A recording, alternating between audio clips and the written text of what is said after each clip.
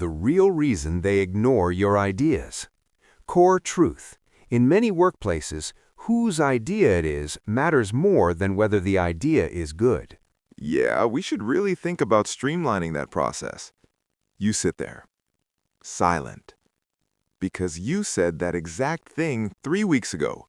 You said it in the meeting, nobody moved.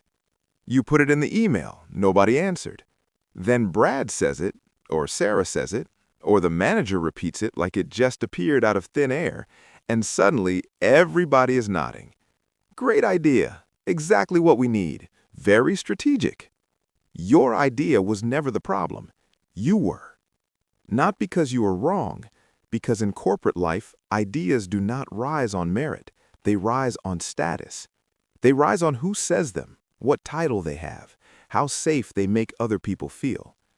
And if you are the person who always has to prove yourself twice, explain yourself twice, smile twice, soften your tone twice, then you already know this game.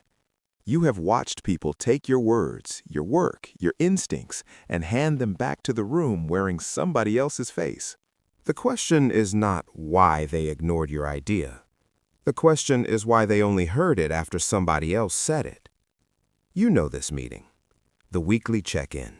10 people on the call, cameras half on, manager talking too long.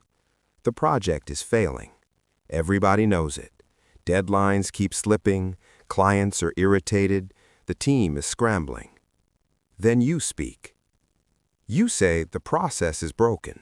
Too many approvals, too many layers, nobody owns the decision. You give the fix. One point of contact, fewer approvals, clear deadlines. The room goes quiet. Somebody changes the subject. Your manager says, "Interesting, we'll circle back," which is corporate language for, "We're going to bury this." Then 20 minutes later, someone else says almost the same thing. Different words, same idea. Now the manager lights up. "That's excellent. We need more thinking like that." And everybody acts like they just discovered fire. You leave that meeting angry. Then you do what they trained you to do. You blame yourself. You think maybe you said it wrong. Maybe you were too direct. Maybe your tone was off. Maybe you need to build relationships.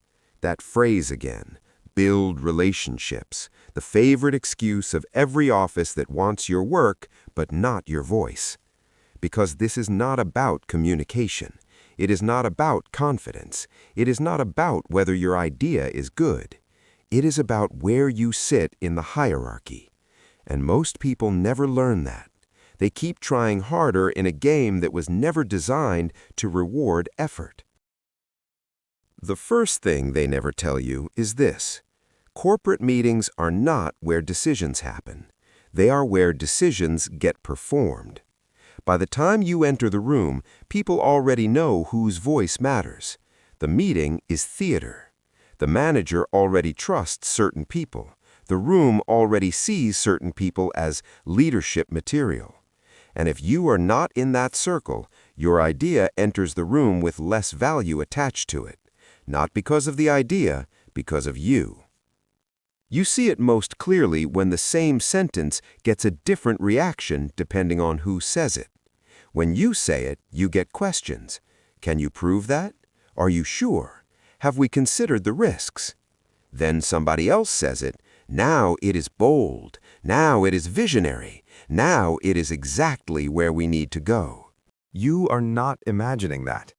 They are not evaluating ideas. They are evaluating permission.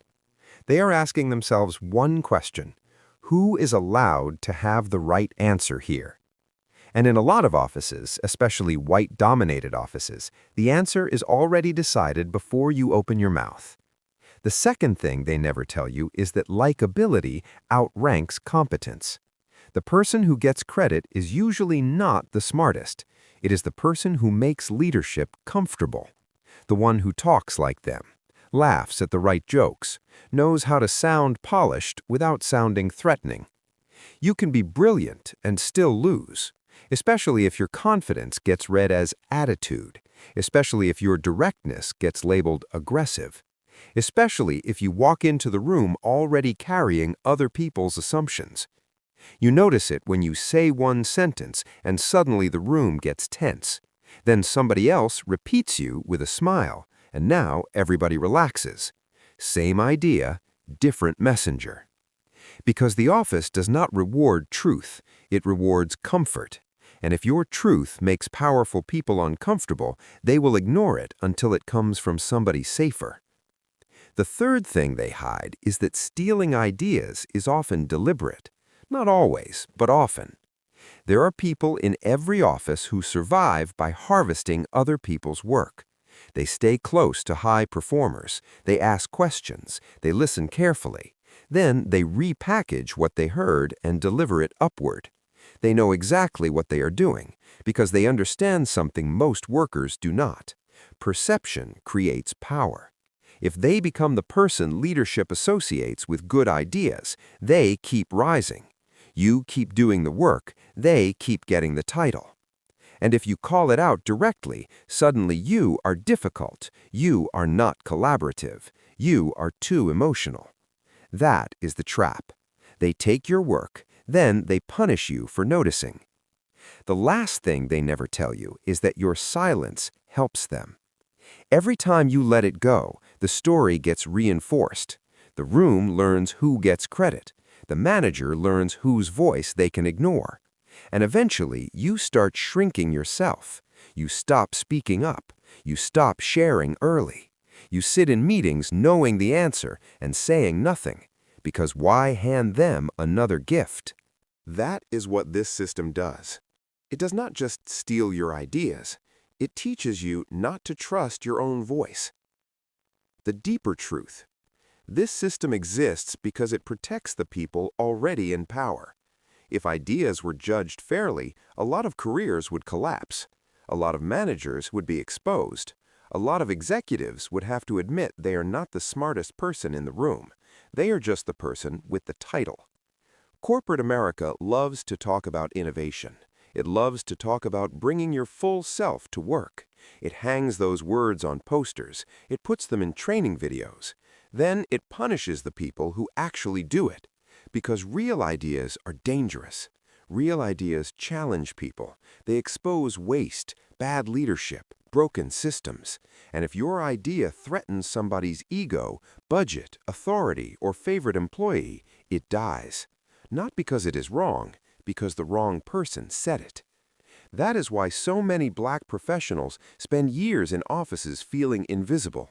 You do everything right. You outperform. You stay late. You learn the language. You keep your face calm when somebody else gets credit again. And still, somehow, you are always not quite ready. Always still developing executive presence. That phrase, executive presence, one of the emptiest phrases in corporate life. Most of the time, it means this: you are too smart to ignore, but not familiar enough to trust. So they make you perform twice as hard for half the recognition. The cost of that is not just your career, it is your confidence. After enough years, you start questioning yourself. You start rewriting emails 5 times. You soften your voice. You stop speaking first. You become smaller so the room feels safer. And that is exactly what the system wants. Because a person who doubts themselves is easier to manage, easier to underpay, easier to overlook, easier to keep in the same place. What you can do. You do not beat this system by pretending it is fair. You beat it by seeing it clearly. First, stop giving your best ideas away for free. Put them in writing. Send the email before the meeting. Create the paper trail. Now there is a timestamp. Now there is proof. When somebody repeats your idea later, you do not need to argue. You simply say, "Glad that landed. That's what I outlined in my email yesterday." Short, calm, deadly. Second, stop waiting for the room to recognize you. Find allies before the meeting. Share the idea with 1 or 2 people who have influence, not because they deserve it, because that is how the game works. If somebody powerful supports your idea before you speak, the room hears it differently. Unfair? Yes. Real? Also yes. Third, When somebody steals your idea in the room, do not stay silent, but do not explode. That is what they expect. Instead say, "Exactly, I'm glad you expanded on what I mentioned earlier." Now you reclaim the credit without giving them the drama they want. You make the room remember where it came from. And finally, stop confusing invisibility with failure. If they keep taking your ideas, that means you have value. The problem is not your thinking. The problem is your audience. Some rooms will never respect you, no matter how good you are, no matter how perfectly you play. And there comes a point when protecting yourself means leaving the room. Not because you lost, because you finally understand the game was rigged.